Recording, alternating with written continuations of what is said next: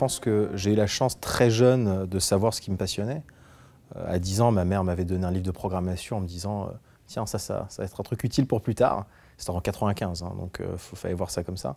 Et elle avait raison. Et c'est vrai que depuis, j'ai jamais démordu et je me suis intéressé beaucoup à comment la technologie au sens large pouvait être utilisée pour créer des solutions concrètes à des problèmes concrets qu'on pourrait avoir au quotidien.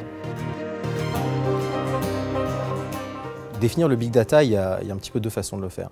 La définition classique, c'est de dire on va analyser des volumes énormes de données à partir desquels on va essayer de dériver quelque chose. Ça, c'est la notion technique du big data. C'est donc cette capacité d'analyse de ces grands volumes de données. Pour nous, chez Snips et pour moi personnellement, c'est pas comme ça que je le vois. En fait, la façon dont je le vois, c'est un changement de paradigme et de façon de penser en sciences tout court. Traditionnellement, la manière dont les gens créaient des nouvelles théories, c'était ils émettaient une hypothèse, ils allaient récupérer de la donnée pour prouver ou falsifier leur hypothèse. Donc c'était la méthode scientifique. Aujourd'hui, en fait, grâce au big data, on a renversé complètement ce paradigme en disant on va commencer par fouiller dans la donnée et quand on va trouver un signal intéressant, on va émettre une hypothèse pour l'expliquer. Donc on part de la donnée pour créer une explication plutôt que l'inverse.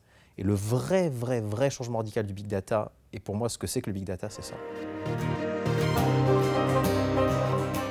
Donc chez Snips, justement, on est en train de réfléchir non pas à ce qui est faisable aujourd'hui avec les technologies existantes, mais à ce qu'on va être capable de faire dans 5 ans avec la technologie qu'on est en train de développer. Et le concept même en fait, de notification, le concept même de dire qu'on va interagir manuellement, explicitement avec la technologie n'a aucun sens. La façon dont nous on voit le monde, c'est un monde où on a réussi à créer de l'intelligence tellement intégrée dans tous les devices qui sont en fait un peu en tâche de fond. C'est-à-dire qu'on n'a même plus besoin de les sentir. C'est-à-dire qu'on veut faire quelque chose, et il y aura de la technologie qui sera juste là, qui nous permettra de le faire sans intrusion dans notre quotidien. Et il y a beaucoup de gens en fait, qui oublient finalement de replacer l'humain au centre de la réflexion. Et ça, c'est très important. La technologie n'est pas là pour induire un changement de comportement. La technologie est là pour permettre aux gens de faire encore plus de choses, encore plus facilement dans leur quotidien, et en fait, d'une manière générale, juste avoir une meilleure qualité de vie. La crainte de big brotherisation, elle est totalement fondée. Le problème n'est pas l'exploitation ou la récupération des données. Le problème, en fait, est le manque de transparence et de contrôle pour l'utilisateur final. En ce moment, on est en train de travailler sur un nouveau projet où on a besoin littéralement de récupérer la géolocalisation de nos utilisateurs, leur calendrier, leurs réseaux sociaux, toutes leurs données en fait, qui nous permettraient de comprendre le contexte dans lequel ils sont.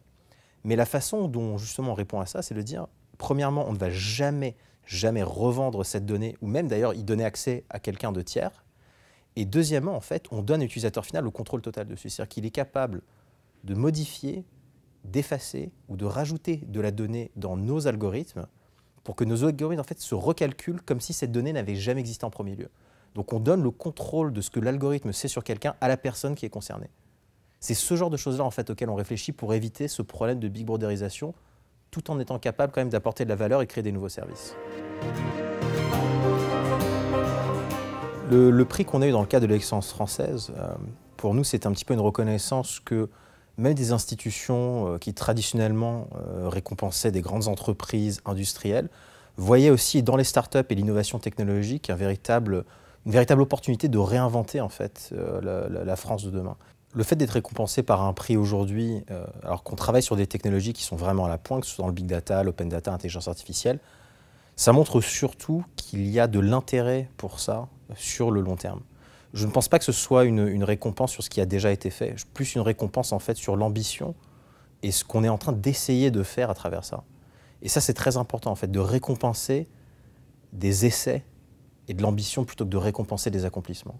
C'est comme ça que nous, on le voit en fait. On le voit vraiment comme un support et une façon pour nous en fait, de se dire « Ok, on peut continuer, on sait qu'il y a des gens qui vont nous supporter derrière. » Et je sais que ça a l'air très bateau de dire ce genre de choses-là, mais je le vois au jour le jour. On a aujourd'hui en France des ingénieurs dans tout ce qui touche à l'Internet des objets, tout ce qui touche à l'analyse de data, qui sont bien plus compétents que ce qu'on a aux États-Unis. J'ai donné justement une conférence aux États-Unis devant 300 ce qui s'appelle data scientists, donc des gens qui analysent des données, et j'ai été choqué par la différence de niveau entre ce que je leur montrais. Je m'attendais vraiment à des gens beaucoup plus avancés, mais pas du tout. Donc je pense qu'on a vraiment une opportunité là-dessus, et l'excellence française le montre vraiment bien.